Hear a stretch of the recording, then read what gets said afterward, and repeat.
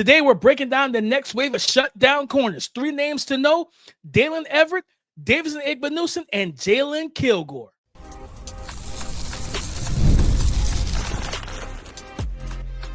You are Locked On NFL Draft, your daily podcast covering the NFL Draft. Part of the Locked On Podcast Network, your team every day. Welcome back to the Locked On NFL Draft Podcast, your daily podcast covering your favorite draft prospects, part of the Locked On Podcast Network, your team every day. I'm your boy, Damian, Parson. I'm an NFL draft analyst with Bleacher Report. That's my guy, Keith Sanchez. He is the director of scouting with the Draft Network and 2019 national champion with those LSU Tigers. And as always, thank you for making Locked On NFL Draft your first listen today and every day. Shout out for being our everydayers. Let's talk corners, guys. Daylen Everett out of Georgia. Is he the next great Georgia cornerback to leave the SEC and go to the NFL? We'll break down his game. Davison Igbanussen, the now star corner for Ohio State, returned for one more year of college football, and then probably the more versatile of the 3, Jalon Kilgore out of South Carolina. We're going to get into all of that. But before that, guys, so this episode is brought to you by Monarch Money. Take control over your finances with Monarch Money. Use the code LOCKEDONNFL at monarchmoney.com for 50% off your first year. Daylen Everett. Keith, this is an instinctive coverage defender. I think he's a guy that I like really a lot in zone coverages and playing off. Being able to sit from a landmark, read, react to the route concepts that's going on in front of him, trigger downhill. He's got a playmaking mentality to his game as well. Last year, he accounted for he allowed 3 touchdowns in coverage. He caught 3. He brought in 3 interceptions, 3 PBUs as well. And it was an up and down season for him. They had a couple games where he had some struggles. And they had games where he was really good in coverage, right? And he was just solid, steady. It was so steady. It was never dominant, but I did see the flashes of the instincts, the playmaking ability, the ball skills, the competitiveness and competitive streak that he has. And I'm like, you know what? Like, this is a guy that becoming more consistent. We could end up hearing his name called a little bit early in the draft. I don't know if he goes into round 1 territory, Keith, but I definitely think top of the second round, we could hear Daylen Everett's name called. And I think the main thing I want to see from him this year too is tackling. I want to see him just tackle a little bit better. He had some missed tackles last year, like 13 on the season. Got to tackle a bit better in space, especially when you are playing from depth and you have to trigger downhill. That's when tackling is paramount, because if you're the one guy to beat and he beats you, that's an explosive play you just gave up, right? So just want to see him clean up some of that type of stuff. He can be a little handsy in man, and I think that his hips aren't as fluid as to be a legit man corner. He might be more of a matchup man corner. You know what I mean? Like when you think about, well, who was it from this past draft? Jesus. Oh, Cooper DeJean, right? Like Cooper DeJean, like they play. Vic Fangio runs mostly zone, but he did man those guys up a decent amount this year, and they allowed Cooper DeJean match up with the right guys in man coverage. And when he could dictate when his hips opened up, or he played man well, right? So that's why I look at Dayton. Now, granted, 2 different body types. Cooper DeJean's more of a muscle-bound build, where Daylen Everett's a little bit leaner and thinner, 6'1", 190. But I think he's a pure zone, maybe some catch man technique from 6-7 yards off to make the collision at the top of the route, slow it down, things like that. I don't think you're going to put them in a lot of press man situations. Yeah, so I guess where am I going to start? I'll talk with the hip tightness and just my evaluation of corners. I told you we've been doing this podcast a couple of years now. Mm-hmm. So the guys that I usually have rated higher are guys that I purely trust on the island, right? Like we could go 3-by-1, you could be backside with number one wide receiver, right? And it's just you and him. And because of the hip tightness, DP, I don't necessarily know if I could 100% do that. The first 2 words I wrote down for him was athletic profile, and then I put question mark, right? Because I want to know his foot speed also. Like, how fast is he? Is this a 4.3 athlete, or is this a guy that's going to come in the combine and run a 4.51, right? Because to me, the combination of 4.51 with some hip tightness puts me in concern to draft you honestly in the top 100, right? Like we're talking about top of the 4th round. You can play good corner, something like that. So, but I do agree with you. I think the instincts of playing corner, especially when he's in zone, I think those are there. And that's the highlight plays and the things you really start to see from him. I think it'll be interesting to see what is his role this year, right? Like coming in, you're one of the star defensive players, right? One of the returning guys. Now, how do you handle that, right? And then are you gonna y'all draw some of these top teams? Are you going to be able to make the plays, right? When you're talking about having to play the Texases, the LSUs, Florida's supposed to have a good offense this year, and they have a couple wide receivers.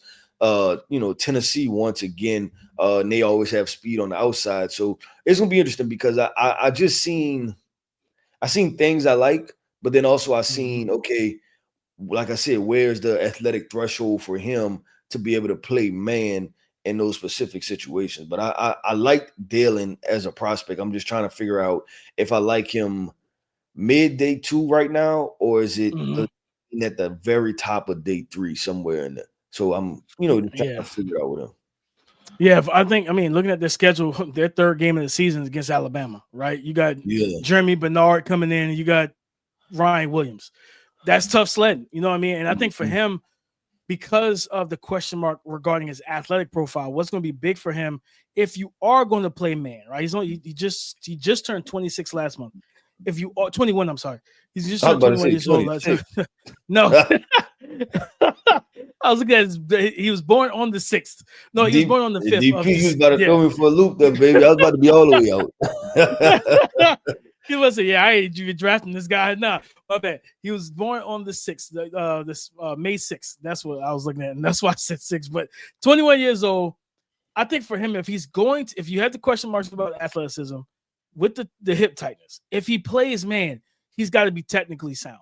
Like he's got to be a technically sound press guy, like not soft shoeing where you're giving free releases and letting guys run and just release off the ball. Like he's got to be very detailed at the line of scrimmage when he gets hands on, when he reroutes, when he slows the play down.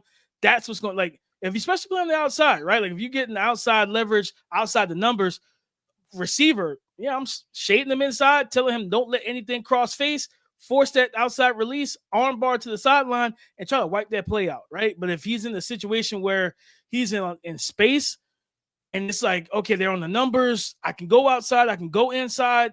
I am more explosive than you. If I can clear you, I can stack you. And I think that's what the biggest concern is going to be with Daylen Everett. But overall, I think good player. Some things he's got to clean up, like I said, tackling and things like that. But showcase it. What can you do, right? What can you do in man coverage because typically Kirby plays man, if I remember correctly. They usually play man for the most part. Man, yep. So this year, like getting Alabama, you know what I mean? Getting Alabama week 3? No, sorry, week 4. So week 4 or 5, you get Alabama coming in, right? You got Eric Singleton when you go on the road 2 weeks later against Auburn. You got Ole Miss in the lane train. You get Florida with DJ Lagway and Elijah Wilson. Then you get Texas later on that year. And Texas got a ton of speed at wide receiver, right? Like he saw Wingo and they got a lot of young guys too. Like because this, now you got Arch who can push the ball down the field. So like it's going to be very interesting to see how that whole thing plays out. Solid, talented corner. Definitely, I don't see first round for him. More day 2. Like we got to see some things. And then, like I said, I got to see how he tests too. Like I got to see what the athleticism like. Can you run with guys, or do I have to hide? Not so much hide you, but do I have to protect you with zone cover 3 or giving you help over top, right? Like do I? Yeah, like if we do go man, does that free safety? If we go cover 1, is that free safety shaded more to your hash to keep you and let you play 2-man under? How does that have to work? How are we going to have to use you to get the best out of you? That's going to be the biggest thing for him to show us this year. Yep, well, DP, let's do this, man. Let's go to Buckeye Nation. Yes, the reigning national champions. We're going to talk about their corner, Davison Igbanussen, coming up next. This episode is presented by Yahoo Fantasy. Fantasy football is back. Fire up the group chat, get your draft board ready, and buckle up for a season filled with breakouts, busts, and all the overreactions we live for. It's all going down on Yahoo Fantasy. This year, me and the Locked On NFL Draft podcast are playing on Yahoo Fantasy, and you should too, whether you're a first-timer or a veteran making your millionth league. To celebrate 28 years of fantasy greatness, Yahoo Fantasy is dropping 28 big new features over 28 days, giving you more ways to play, more ways to draft, and more ways to win. And it all begins August the 4th. Guys, I'm telling you, don't want to miss it. Stay tuned and get started by creating or joining a Yahoo Fantasy Football League at yahoofantasy.com/lockedonnfl. That's yahoofantasy.com/lockedonnfl. And let's make this fantasy season the best one yet. Davison Igbanussen, 6'2", 193 pounds for the Ohio State Buckeyes. Coming off a season, he allowed 2 touchdowns in coverage, 2 interceptions, 8 PBUs. He makes plays on the football, Keith. And this is, I think my comp for him is going to end up being Marcus Peters. Like, this is he scares me because it's very, he's so aggressive and just, and I we always talk about it's easier to say whoa than sick him. So he got that dog in him. You see it. But dog on it, man. He's like a walking penalty, just waiting to happen, man. Yeah. Like, he's so handsy. Remember a couple years ago. I don't know if they still do it, but I can't remember. Was it the Chiefs? It was some NFL team had their corners in training camp pressing with boxing gloves on, so they wouldn't grab. That's going to have to be Davison Igbanussen. Like he grabs a lot, but I think athletically he's solid. I think this is a guy that.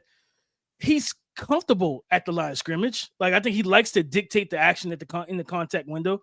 He wants to reroute and really make things difficult for receivers. I think his arm length is good and everything like that. He has the like I said, 6'2", almost 200 pounds. He has the build, and he tackles well too. Like, this is a guy, like, he's my type of guy in terms of, hey, can you tackle on that perimeter? Can you tackle on the edge and do the things that we need you to do? And he does those things, Keith. And I think for him, like I said, the PBUs are there. I want to see him down the field. I think he can turn some of those PBUs into more INTs. Yep. He face guards a lot. Like, he face guards a lot down the field. And I've always looked at guys who face guard as panicking because, like, they don't want to turn to locate the ball and lose the receiver, so they just face the receiver. Cause remember, he got an interception like that against Penn State. Like, I think they threw it to Julian Fleming or one of the receivers. He's face guarding the entire. He does not see the ball. Once the ball gets to the receiver, he just takes it from him. And I'm like, okay, you know what I mean? The result outweighs the process. I want to see him just be a little more confident to turn, keep his arm or his hand on the receiver so he can have a feel for him, know where he is, and locate the ball. Because when you're in position, you can turn some of those PBUs and incompletions into interceptions, but he's got to stop grabbing. Like, that's got to stop. Like, he grabs too much. And then I think from off, he comes off like a guy that, like I said, that Marcus Peters, where, like, he'll jump a route, but then that opens you up to double moves. So you got to be very calculated when you jump or how aggressive you are when you decide to attack downhill. Yeah. So the guy I thought about, and I watch him decent amount because he plays for the New Orleans Saints. And I think he was a high second-round pick or mid-second-round pick. Parson Adebo out of Stanford a couple years ago, right? And the reason being is that you get some Pro Bowl level reps, and then you get some head scratching, what are we doing type of reps. And I think that's what you see out of Davison. You're like, man, just clean this stuff up, because I'll say this, and I'm saying this in context of what I think their ceilings could be. Davison appears to be a really good athlete, right? And you talked about his measurables, but I wouldn't be surprised if he's a 4.4 flat guy, right? Like, that he could just flat out just run.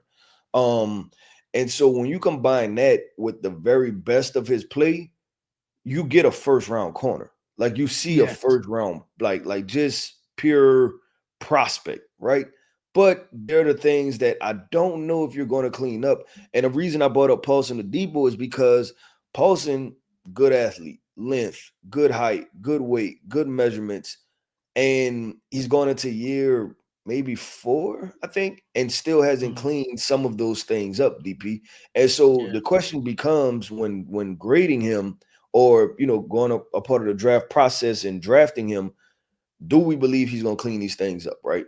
And so we talked about, was it the offensive lineman on yesterday's podcast, Isaiah World, who has a lot to lose or gain. I think Davison is right in that same bucket because he has the athletic profile to put himself as a first-round prospect. The problem is, are you going to do it, right? Are you going to clean up those little things in the offseason to come back this season and just be technically refined? And I think it's his technique that he needs to improve on. And so many times when I was at LSU, what I noticed was when kids, or not say kids, they're young men, when young men and these corners go to play press, they try to press with their hands. And it sounds crazy because that's the action you see. You like, oh, press, let me jam him up. So you're thinking nothing but arms, but you press with your feet, right? That's where you win at, with your feet. And I think if his footwork and he focused on that and that goes to your point of wearing the boxing gloves, like let's pretend you didn't have any hands, right? How would you win and stay in front of this guy and use your footwork? Because to me, it appears that he has the feet. It's just that I always say this, and you just talked about it on a deep ball, but it's like even on the in crossers, it's like always in a panic or patient mode. Like, do you always feel like you're losing, right? So then that's why you're always trying to grab, but have the confidence to know that, like, nah, I'm probably still in phase, right? I probably still have to make the quarterback make a perfect throw for them to complete the pass. But it's like for him, if he doesn't feel like he's in front of the wide receiver, like, like running the route for them, he feels like he's in a trail, but in a trail in a bad type of way position. But I like Davison, and I'm like, I want to like you a lot. I want to like say, like, man, this guy has the upside to be a first round corner, but it's the little things that have to clean up, and a bunch of little things create a big thing. 100%. I think, like you said, everything physically is there for him. Yeah. It's now just like the technique and it's trusting, right? It's watching the film, seeing where your shortcomings are. Like, man, I was right there. Like, why did I grab? Why did I put and to where then allows you to, as a player, allows you to get back into that, put yourself back into that rep. Like, why did I grab him? I was right on the hip pocket. All I had to do is turn around and just trust yourself that you are in position. And I think, especially at Ohio State, I would like the way he plays, how aggressive he is. I would love to get some one-on-one tape of him and Jeremiah Smith, like in press coverage, in the one-on-ones in practice. Like, I know that there's trash talking going on. There's John between the two, like iron sharpening. I know that is happening 100%. But I think that the upside is there for him to be a round one corner and to be a guy that you say, you know what? Can I put, like you talked about earlier, can I put you on the island? Can I go 3-by-1 and you the one? Can I put you on that guy? He has the height, the body type, the athleticism, and the playmaking mentality to be that guy. Now, can we get you to be more refined and more poised, right? That's the thing we got to try and coach into him, because if you can get if a team or if he can unlock that part of his game, the sky's the limit for him to be a legitimate corner at the next level. Yep, I agree with DP. Let's do this, man. Let's go to your neck of the woods, man. We're going to South Carolina. We're going to talk about versatile defensive back. We could list him as a corner. He made the corner show, but this guy plays all over the secondary. Mr. Jalon Kilgore. Yes, Jalon Kilgore. We're going to talk about him coming up next. Ever wish managing your money felt easier? With Monarch Money, it can be. Whether you're growing your savings or planning for a big purchase, Monarch puts you in the driver's seat. It's like having your own personal CFO, giving you full visibility and control over your finances. Monarch is more than a budgeting app. It's a complete financial command center. You can track all your accounts, investments, and spending in one single place. So in addition to managing your money, you're also building the wealth you've longed for. One of the things that surprised me most when I started using Monarch to track my spending was how much we ate out. Now we buy more groceries, we cook in, we have leftovers, and we save money. So take control over your finances with Monarch Money. Use the code LOCKEDONNFL at monarchmoney.com for 50% off your first year. That's monarchmoney.com with the code LOCKEDONNFL for half off your first year. Thank you for making Locked On NFL Draft your first listen today and every day. Shout out for being our every Dayers. Jalon Kilgore out of South Carolina, 20 years old. He just turned 20 this year, back in January. So it's a young player. Got one more year of eligibility. He doesn't have to declare, but he's draft eligible right now. 6'1", 211 pounds. Versatility is king, guys. Versatility is king. And he might be the most versatile defensive back, corner, whatever in this class so far through summer scouting. You talk about 577 snaps at slot, 31 snaps at free safety, 165 snaps in the box as that box safety, and some big linebacker. And he played outside corner a couple times last year as well for the Gamecocks defense. And one thing with him, I think he's this year's Jahdae Barron, Keith. Bigger pack, bigger version of it, because he's almost 215 pounds. He's built like a safety, but like zone cover. I was watching the Alabama game and how he trapped Jalen Milroe and baited him into a throw, I think on a crosser where he got peeled off, went back and picked it off, and everything. Like, he's got good zone eyes. He tackles fairly well. This is a guy that, to me, it's all about whichever team drafts him or what they need. Mm-hmm. So it's like honestly, he's kind of the modern day nickel safety hybrid. Like, he's kind of the perfect blend between the two, where you feel like, okay, I can line you up in the nickel, drop you off into zone, especially in zone coverages, let you react, do all that stuff, trigger downhill and tackle. Or if you're playing that slot role, you would be a +1 in the run game and be able to help on the perimeter, on the edges, and things like that. Or I could put you at safety and do all of that, as well as play you in 2 high shells. So I think the thing for him is going to be kind of telling us this year, based on how they use him, where to play me best. I think that's going to be the biggest thing with Jalon Kilgore. But just like Jahdae Barron, because remember, before coming into last year, Jahdae had played more, I think, nickel and safety for Texas. Yeah, he played more nickel, yep. And then this past year, before he gets drafted round 1, he played more outside. And you saw that, okay, while you might not be a lockdown outside corner, you're not a fish out of water out there. We can use you, and you can wear multiple hats to the secondary. And that's so valuable going into the NFL, especially you get with the right defensive coordinator like a Vance Joseph or Jahdae Barron, a guy who's going to move you around. That star position that we like Jalen Ramsey and all those guys play, where they might be on outside, receiver. They might be in the slot. They might be at safety. They might be a big dime backer for all you know. Match up on the tight end. Being that type of guy, I think Jalon Kilgore gives you a little bit of that in this game as well. Yeah, I thought of, so this is the cornerback show, right? But the more I watched him, the more I was like, you know what, just embracing this guy might be a safety, right? And he just might be a nickel and a safety combination. Yeah. And I thought of 2 guys who he's bigger than, but I thought similar play style. One was Sebastian Castro out of Iowa with this past year. Then the other guy I thought of, which I liked a whole lot, and what he's with Philly right now, Sidney Brown. The kind of do-it-all nickel from Illinois, right? Like he was at Illinois that past year. And so I'm thinking, okay, the 6'1" version of those guys, right? And if we're looking at him and put him in context, because we did a safety show already, would he be safety 2 in this class, right? Like, would we be like, you know what, like this guy can really play ball and do a lot of different things? Because I think at corner, it's like, okay, how well can you play at corner? But at safety, you think, hey, I've seen enough athleticism that I trust you to go man on a number 2, or, you know what I'm saying, things like that, and, play them into the field. But the most important part, DP, I don't know if you feel like this, like was his kind of click and close, right? His plant and drive, playing downhill to close to the sideline, for whether that's run action or quick screens, bubble screens, things like that, to be a willing tackler and get the ball carry on the ground. So it's like, hey, put this guy at depth and let him work forward or let him work downhill, and he can make a lot of plays for you.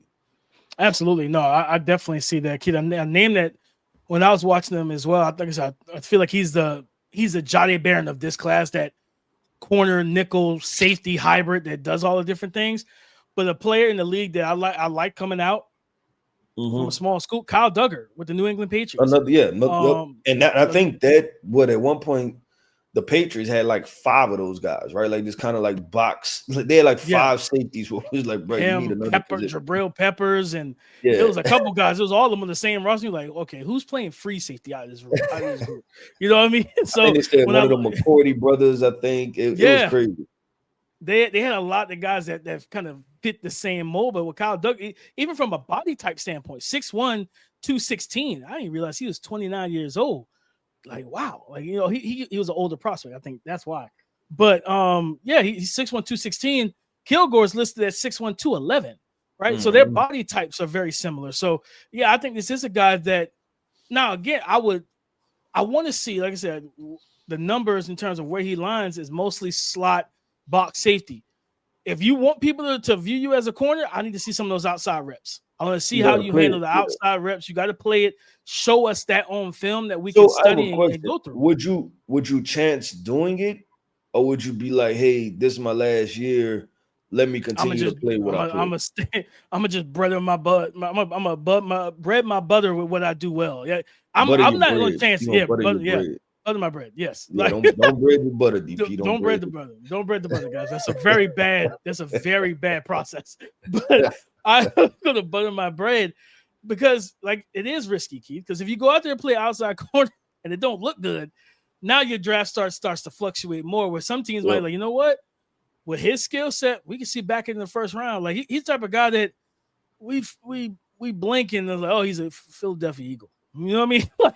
Like he's over there joining Quinyon and Cooper DeJean and Sidney Brown and those guys. And Vic Fangio's just gonna find a way to get him on the field and do whatever he can with him and give defenses more hell to deal with, right? But or he's a Baltimore Raven joining Malachi Starks and Kyle Duggar, you know what I mean? Or something crazy like that, like, and create a 3 safety nickel trio out of those guys. Yeah, I would probably stay in the role he's in and just master that, honestly. Like, master that nickel safety hybrid and put your best tape on the field and go out there, whether it's the Senior Bowl if you go, or Combine you want you declared, go test well, interview well, and let's see if you can get your name into day one. But yeah, I think if he does get kicked into that safety box, that safety bucket, him, Dylan Thinneman, and Caleb Downs, that's a really good trio of safeties just at the top of the class. We ain't even got into the rest of the guys that's in this class. Rod Moore from Michigan that's coming back off the torn Achilles and different things like that. This is another talented safety group and everything. So yeah, he could be another name that we throw in that hat once the season is over. And he's like, yeah, no, I'm not going to Travis Hunter this thing. I'm a safety. I'm going to play safety in the NFL. You don't got to go into the draft trying to figure out where you're going to play me. I'll play nickel and safety. Yep, I agree with DP. That wraps up another episode, man, of the Locked On NFL Draft Podcast. I want to end this podcast off by saying shout out to our everydayers. Thank you for tapping in with us each and every single day. I am Keith Sanchez. You can find me on X at The Talent Code. That right there is my guy, my co-host, Mr. Damian Parson. You can find him on X at DP_NFL. And like we like to say, man, y'all come talk to us because we like to talk back. Go subscribe and follow for free on YouTube, wherever you listen to podcasts, to get the latest episode as soon as it is available. Come and join the conversation again tomorrow on the Locked On Podcast Network, your team every day.